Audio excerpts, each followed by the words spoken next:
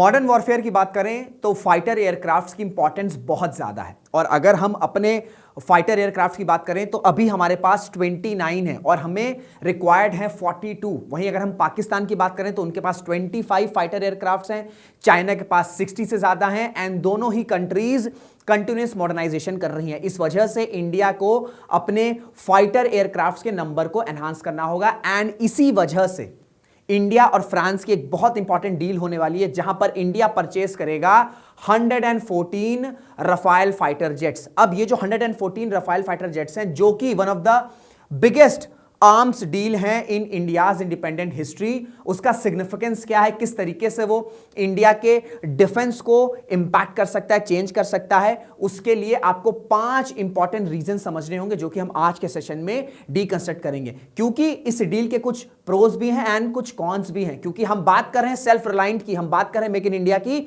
But at the same time हम 114 Rafale jets purchase करने भी जा रहे हैं, तो एक बैलेंस बहुत ज्यादा रिक्वायर्ड करता है। सो आज के सेशन में हम डीकंस्ट्रक्ट करेंगे 5 सिग्निफिकेंट रीजंस जो कि 114 रफाल जेट्स की जो डील है वो किस तरीके से इंपैक्ट करेगा इंडिया के डिफेंस को।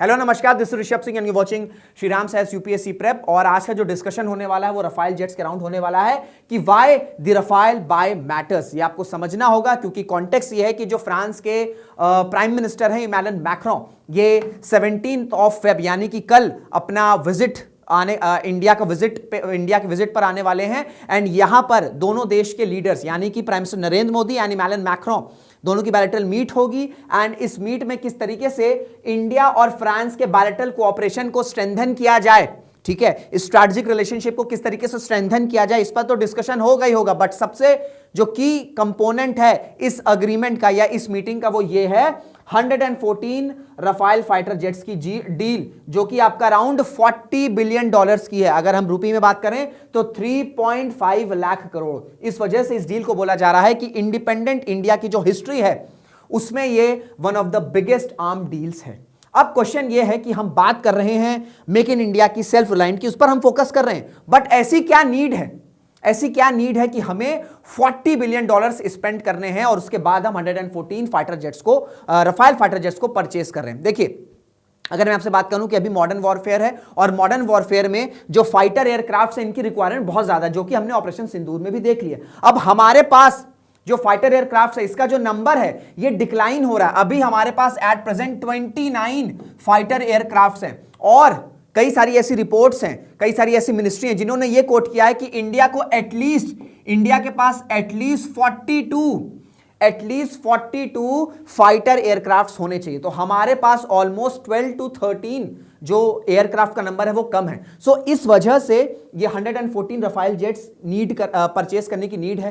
Plus at the same time अगर हम बात करें पाकिस्तान के पास 25 फाइटर स्क्वाड्रंस हैं अभी प्रेजेंट टाइम पर, चाइना के पास 60 हैं एंड ये बताया जा रहा है कि चाइना का प्लान ये है कि एवरी ईयर चाइना जो है वो 200 4th and 5th जनरेशन जो फाइटर जेट्स है उसे अपने आर्सेनल में ऐड करता चला जाएगा। 200 मतलब हर साल 200 फाइटर जेट्स चाइना ऐड कर सकता है अपने आर्सेनल में। इस वजह से ये जो हमारा नंबर है ये काफी कम है compare to China. That's why need है कि हमें फाइटर जेट्स का जो नंबर इसे एनहांस करना है। Plus at the same time ये 2 इंपॉर्टेंट रीजन हो गए। इसी के साथ साथ जो HAL है that is Hindustan aeronautics limited, कई सारे इंपॉर्टेंट जो हमारे डिफेंस इक्विपमेंट्स है जैसे तेजस, उनकी डिलीवरी में डिलेज हो रहे हैं। HAL की साइड से जो डिलीवरी है वहां पर डिले हो रहे हैं और इसको कैटेगोरिकली इंडियन एयरफोर्स के जो चीफ हैं उन्होंने भी ये कोट किया है कि एयरफोर्स को इश्यूज आ रहे हैं। क्योंकि जो HAL है वहां से टाइमली डिलीवरी नहीं आ रहा है। तो एक तो हमारे पास नंबर कम है, ठीक है, 29 है, प्लस हमने जो ऑर्डर्स दिए हुए हैं वहां से डिलीवरी में डिले हो रहे हैं and at the same time Pakistan और जो चाइना है जो कि हमारी एनिमी कंट्रीज है, हमारी एडवर्सरी कंट्रीज हैं, ये लोग कंटिन्यूसली अपने जो फाइटर स्क्वाड्रन है इनके नंबर को एनहांस कर रहे हैं। सो ये 3 रीजंस हैं जिनकी वजह से ये 114 रफाल जेट्स की जो डील है ये होने वाली है। कोई अगर आपसे पूछेगा तो सिंपल 3 रीजंस आप बताओगे। अब 5 इंपॉर्टेंट रीजंस को समझे उससे पहले थोड़ा सा रफाल के बारे में समझते हैं कि भाई ये इतना इंपॉर्टेंट क्यों है, क्यों रफाल इतना इंपॉर्टेंट है, इतना सोफिस्टिकेटेड है। तो अगर मैं बात करूं रफाइल की, अगर मैं थोड़ा सा आपको कुछ समझाऊं, तो रफाइल जो है वो 9 ton of weapon, 9 ton of जो वेपन है वो कैरी कर सकता है। इसका मतलब ये है कि अगर आप इमेजिन कर लो, आपने मिग 21, ठीक है, मिग 21 ये फाइटर्स, ये एयरक्राफ्ट का नाम सुना होगा, तो आप इमेजिन कर सकते हो कि ये विंग्स जो है, ठीक है, 9 टन ऑफ वेपन का मतलब यह है कि ये जो रफाइल के विंग्स हैं, यहां पर आपके 2 मिग 21 यानी कि 2 मिग 21 का जो वेट है, उतना वेट जो है, उतने वेट का जो वेपन्स है वो कैरी कर सकता है Rafale, which is huge, which is humongous. भाई एक तो एयरक्राफ्ट ऑलरेडी बहुत ज्यादा ह्यूमंगस होते हैं, हैवी होते हैं। मिग 21 अपने में एक बहुत ही सोफिस्टिकेटेड एयरक्राफ्ट रहा है, ठीक है, तो वो उसके वेट के, ठीक है, 2 मिग 21 के वेट के इक्विवेलेंट जो रफाइल है वो वेपन्स कैरी कर सकता है, which is humongous, which is huge. इसी के साथ साथ रफाइल में आपको 14 हार्ड पॉइंट्स देखने को मिलेंगे, ठीक है, 14 हार्ड पॉइंट्स देखने को मिलेगा। 14 हार्ड पॉइंट्स का मतलब, या हार्ड पॉइंट्स का मतलब क्या होता है? ये एक तरीके से आपके रेनफोर्स स्ट्रक्चरल पॉइंट होते हैं। ये आपको रफाइल दिख रहा है, ठीक है, ये आपको रफाइल दिख रहा है, मैं आपको फिगर में समझाने की कोशिश कर रहा हूं। आपको रफाइल दिख रहा है, तो यहां पे आपके अंडर द बेली जो आपको ये दिख रहा है, ठीक है, ये जो दिख रहे हैं मिसाइल टाइप्स, इन्हें हम हार्ड पॉइंट्स कहते हैं। इस तरीके से 14 हार्ड पॉइंट्स हैं रफाइल में, एंड इसका मतलब यह है कि यहां पर मिसाइल्स हो गए, बॉम्ब्स हो गए, फ्यूल टैंक्स हो गए, इन सबको साइमल्टेनियसली अटैच किया जा सकता है। वेरियस मिसाइल्स, वेरियस बॉम्ब्स, ठीक है, वेरियस फ्यूल टैंक्स, इन सबको साइमल्टेनियसली अटैच किया जा सकता है। इस वजह से इसकी जो एक्सपर्टीज है, इसका जो डेंजरस लेवल है वो काफी ज्यादा ह्यूज हो जाता है। क्लियर हो गया? वो काफी ज्यादा ह्यूज हो जाता है। इसी के साथ साथ अगर मैं बात करूं तो जो रफाइल है वो मैरीटाइम स्ट्राइक भी कर सकता है, उसके पास एयर सुपीरियरिटी है, वो डीप पेनिट्रेट कर सकता है, स्ट्राइक एयरक्राफ्ट कर सकता है, ठीक है, न्यूक्लियर डिटरेंस डिलीवरी भी कर सकता है। और ये जो सारे साइमल्टेनियस फंक्शंस, ये आपको डिफरेंट फंक्शंस देखने को मिल रहे हैं, ये जो रफाइल है ये सिंगल स्विच में कर सकता है। इसमें कोई ऐसा रिक्वायरमेंट नहीं है कि अच्छा अभी मैरीटाइम करना है तो दूसरा कोई आपका सिस्टम होगा, फिर न्यूक्लियर डिटरेंस डिलीवरी करनी तो दूसरा सिस्टम नहीं, सिंगल स्विच में स्विफ्टली जो है ये सारे परफॉर्मेंस, ये जो सारे फंक्शंस हैं, ये जो है रफाइल कंप्लीट कर सकता है। तो इस वजह से जो इंडिया के पास कुछ 2 या 3 ओल्डर एयरक्राफ्ट हैं, उनका अकेले का फंक्शन जो है एक रफाइल कर सकता है, एक रफाइल कर सकता है। इसी के साथ साथ रफाइल में क्या है कि ये हाई स्पीड प्रोटेक्शन भी देगा, जो रफाइल है वो हाई स्पीड प्रोटेक्शन भी देगा, and at the same time heavy lifting strike power भी प्रोवाइड करता है। तो एक ही पैकेज में, एक ही फाइटर में आपको हाई स्पीड प्रोटेक्शन भी मिलेगी, एंड साथ ही साथ आप हार्ड हिटिंग स्ट्राइक पावर भी कर सकते हो, and that makes Rafale one of the deadliest in the market. ठीक है, ये कुछ फीचर्स हैं, ये मैंने आपको फिगर के थ्रू जो है, इन्फोग्राफ के थ्रू जो है मैंने आपको समझाने की कोशिश करी। आई गेस आपको थोड़ा सा रफाइल की इंपॉर्टेंस समझ में आ गई होगी। Now this is the biggest deal in India's independent history. अब इसके पीछे आपको 5 रीजंस हैं जो समझने होंगे, ऐसा ये डील क्यों हो रही है, या इसके 5 ऐसे क्या सिग्निफिकेंस हैं।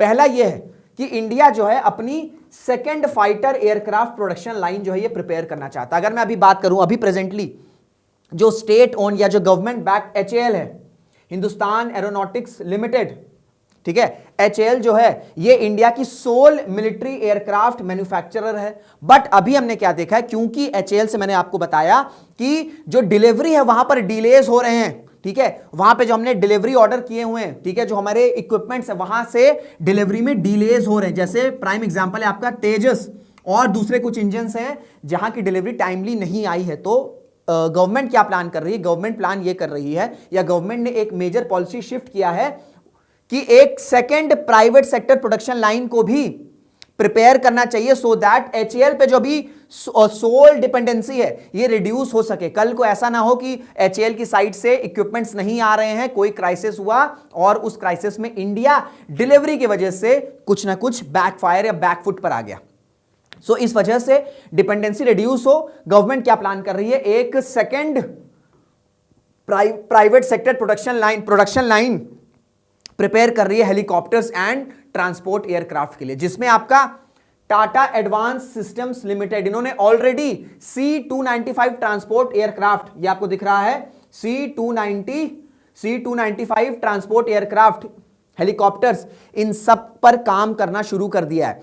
टाटा एडवांस सिस्टम्स लिमिटेड के साथ साथ जो मिनिस्ट्री ऑफ डिफेंस है उसने भारत फोर्ज और एलएनटी को भी शॉर्टलिस्ट किया है, जहां पर वो 6 AMCA that is advance medium combat aircraft, इसके 6 प्रोटोटाइप्स बनाएंगे। ठीक है, इसके 6 प्रोटोटाइप्स बनाएंगे एंड ये इस वजह से प्रोड्यूस किया जा रहा है या शॉर्टलिस्ट किया जा रहा है सो दैट एक न्यू प्रोडक्शन लाइन प्रिपेयर हो सके आउटसाइड HAL।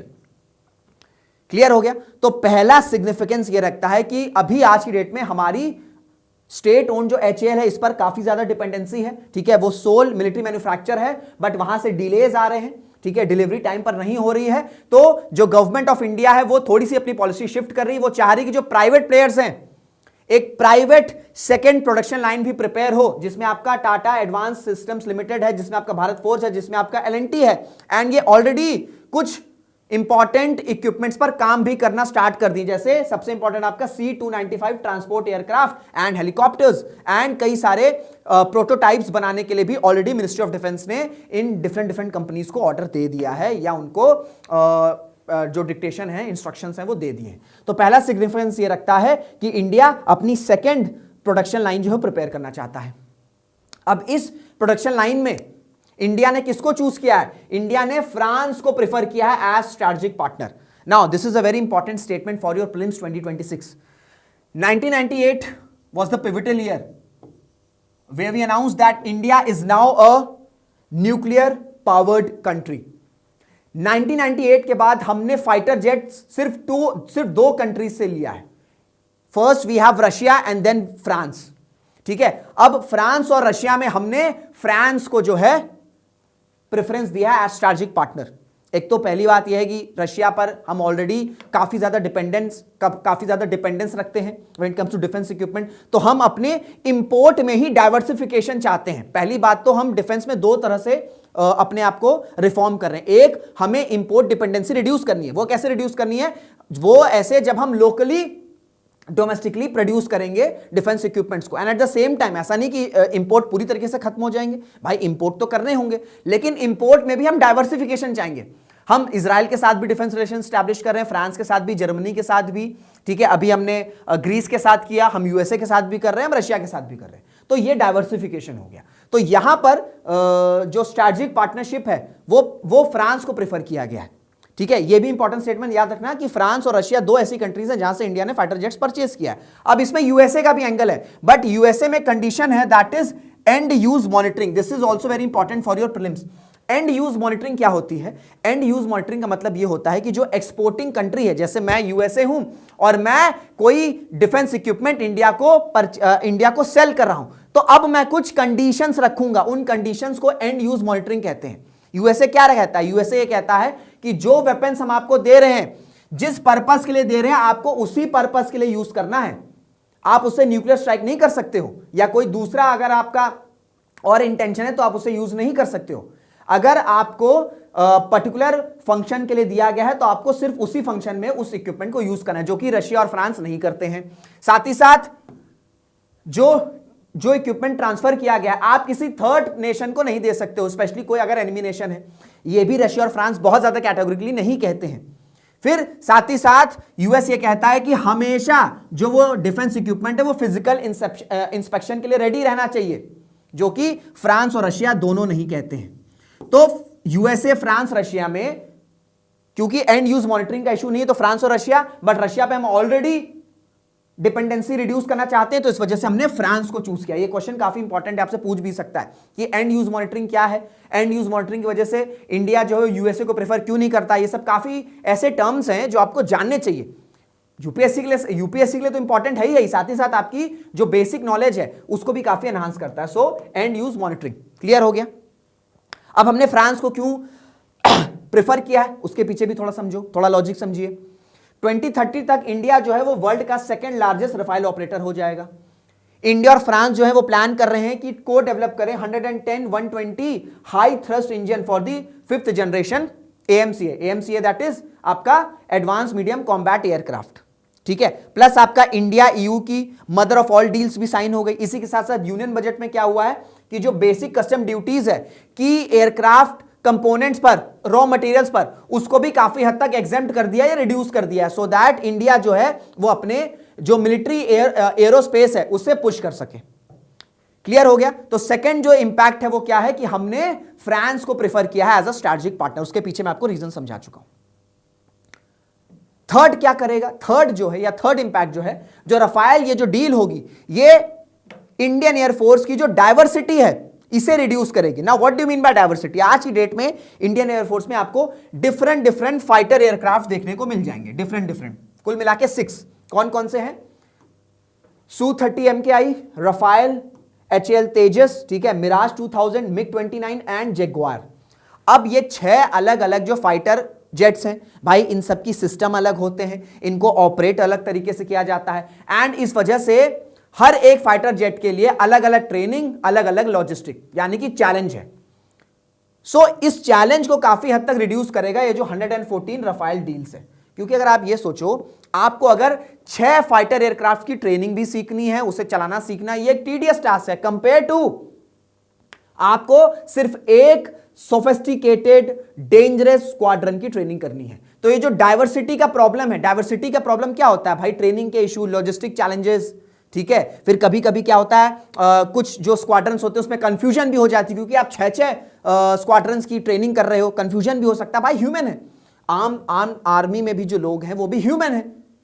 सो इस वजह से ये जो डाइवर्सिटी का चैलेंज है इसे भी काफी हद तक रिड्यूस कर देगा। जो 6 स्क्वाड्रन्स आउट ऑफ 114 रफाल्स वो आपके 2030 तक इंडेक्ट हो जाएंगे। देखो ऐसा नहीं कि 114 जो रफाल जेट है वो तुरंत बस कल आ जाएंगे, नहीं, ये धीमे धीमे प्रोसेस होता है। तो 114 में जो 6 रफाल्स हैं वो मोस्ट प्रोबेबली आपके 2030 तक इंडियन एयरक्राफ्ट में इंडक्ट हो जाएंगे। इसी के साथ साथ उनको स्टैंडर्डाइज कर दिया जाएगा कि किस तरीके से इसके अराउंड ट्रेनिंग करनी है। तो ये जो डाइवर्सिटी का इश्यू ये भी काफी हद तक रिसॉल्व होगा। फोर्थ है transfer of technology for India to build Rafales. ये भी बहुत इंपॉर्टेंट फैक्टर है। डील हुई है, हम परचेस करेंगे, लेकिन इसमें यह भी है कि जो 50% है, नियरली जो 50% है उसकी जो सोर्सिंग है वो लोकल होगी, यानी कि डोमेस्टिकली इंडिया में प्रोड्यूस होगी। जब ऐसा होगा तो हमारी डोमेस्टिक मैन्युफैक्चरिंग स्ट्रांग होगी, बूस्ट होगी। जो टेक्नोलॉजी ट्रांसफर है इसको हम इंडियन सिस्टम्स में इंटीग्रेट कर सकेंगे, और साथ ही साथ इन टेक्नोलॉजी का यूज करके हम एरोस्पेस की कैपेबिलिटीज को एनहांस कर सकेंगे सॉरी, एंड सप्लाई चेन को रेजिलिएंट कर सकेंगे। क्या कह रहा हूं मैं?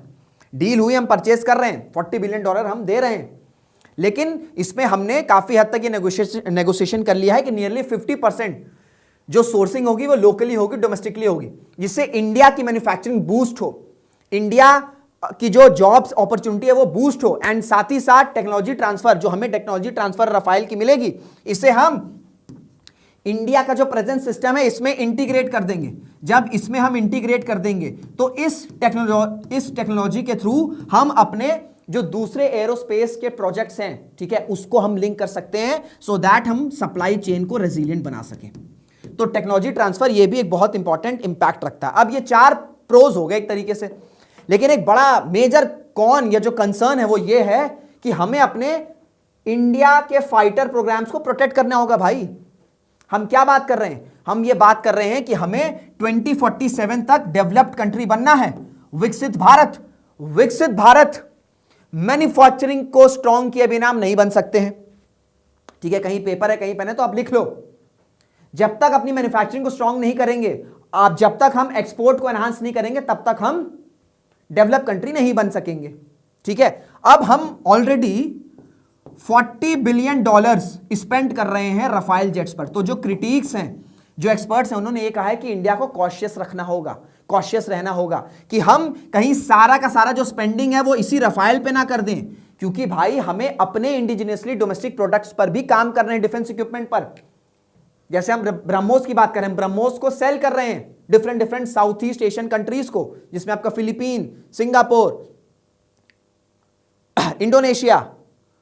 तो इतना ह्यूज अमाउंट अगर हम रफाल में इन्वेस्ट कर रहे हैं तो हमें बैलेंस रिक्वायर करने की जरूरत है कि हमारे जो इंडिया के फाइटर प्रोग्राम्स हैं, जो डोमेस्टिक फाइटर प्रोग्राम्स हैं, हमें उन पर भी उसी तरीके से फोकस करना है। हमें समझ में आता है कि आज की डेट में 29 नंबर है, नंबर कम है, इस वजह से हम 114 रफाइल जेट्स की तरफ जा रहे हैं। But at the same time हमें अपनी डोमेस्टिक मैन्युफैक्चरिंग, जो डिफेंस इक्विपमेंट की मैन्युफैक्चरिंग पर जो हम प्रोग्राम्स रन कर रहे हैं, जो इन्वेस्टमेंट हम कर रहे हैं, हमें उसे प्रोटेक्ट करना है। एंड जो भी फंडिंग रिक्वायर्ड रहेगी उन प्रोग्राम्स में, हमें वो स्पेंडिंग कम से कम जो अलॉटेड है वो तो देनी होगी। ऐसा ना हो कि हमने $40 बिलियन रफाइल जेट्स में लगा दिया, अब हमारे पास भाई पैसे नहीं है, अब हमारे पास फंडिंग क्रंच आ रहे हैं। ये इशू नहीं आना चाहिए। इंडिया को एक डेलिकेट बैलेंस बनाना होगा इस रफाइल जेट की परचेज में एंड जो हमारे डोमेस्टिक इंडियन फाइटर्स जो प्रोग्राम्स हैं उनकी इन्वेस्टमेंट में। सो ये कहीं ना कहीं एक कंसर्न है जिसे हमें देखना होगा। तो ये थे आपके पूरे रफाइल डील के जो रफाइल की जो डील होने वाली 114 की, उसके क्या इंपैक्ट रहेंगे, कैसे वो इंडिया के डिफेंस को इंपैक्ट कर सकता है, चेंज कर सकता है, ये सारी हमने इन डेप्थ एनालिसिस करने की कोशिश करी। आई होप आपको सारी चीजें समझ में आ गई होंगी। कोई डाउट होगा तो अपने डाउट कमेंट बॉक्स में जरूर से बताइएगा। बट वीडियो अगर इंफॉर्मेटिव लगी तो इसे शेयर भी करिएगा, कमेंट भी करिएगा, एंड चैनल पर नहीं हो तो चैनल को सब्सक्राइब जरूर से कर लीजिएगा। So on this note let's end this video. Till then this Rishabh Singh signing off. जय हिंद, जय भारत।